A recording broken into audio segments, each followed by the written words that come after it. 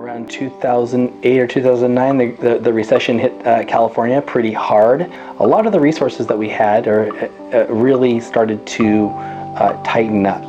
But more than that, we had these rolling pink slips that were happening in San Francisco. So every March, teachers invariably would get pink slips as a layoff or a potential layoff. This isn't just a San Francisco issue. This is a social justice issue for all our children. Before Prop 30, when I received my pink slip and I need to pack up my whole classroom, my students were crying, the parents were upset. It was traumatizing for all of us. Before the passage of Prop 30, my job was not secure. I'd actually taught in eight different sites in 6 years. Major cuts in 2012 where we had a reduction of hours. Some of our people got reduced, some got laid off, some went into forced retirement. I went from a 12-month full-time employee to a 10-month employee. During the Great Recession, I lost about 15 to 20% of my income. There was a lot of impact on my classroom during that time. It's hard to go into work with a really good attitude knowing that you may not be there or that you won't be there. Especially those horrible March 15th letters, the way they put, very first paragraph, your services are no longer necessary. This is my 6th year of service to my district, and this is my March 15th letter.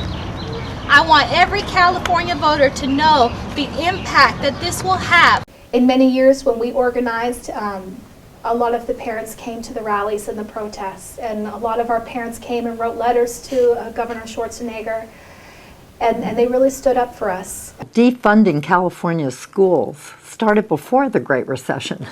It really started way back with Prop 13. Part of it was also policy decisions that the state has made over time, cutting things like the corporation tax fairly consistently since the mid-1990s. We also compromised the ability of the system to keep up with needs.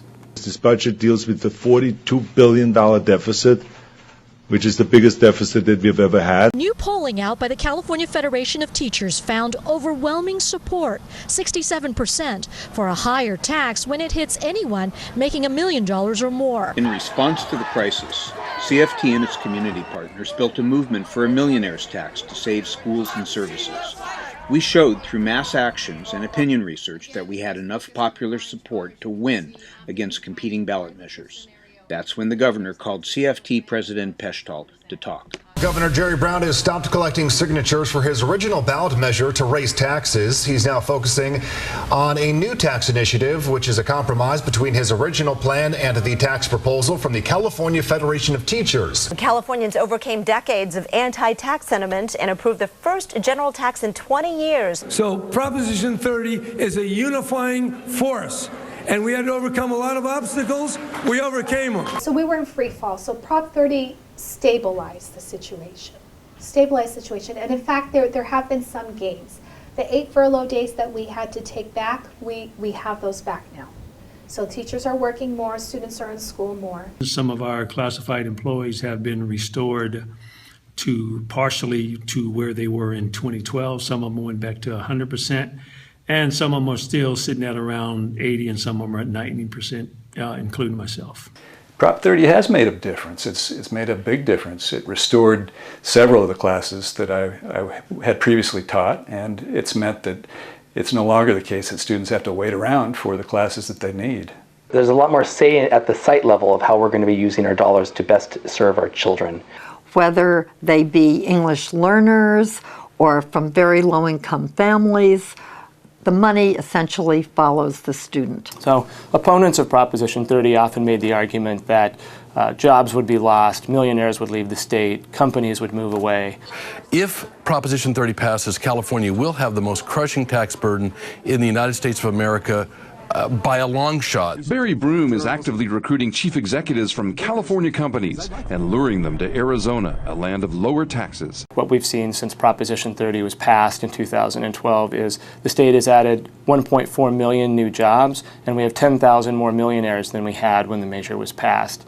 What this means is, at a minimum, there's really no relationship between raising taxes like we did with Proposition 30 and economic growth. And if anything, the evidence points to the alternative, that it might actually be good for the state's economy.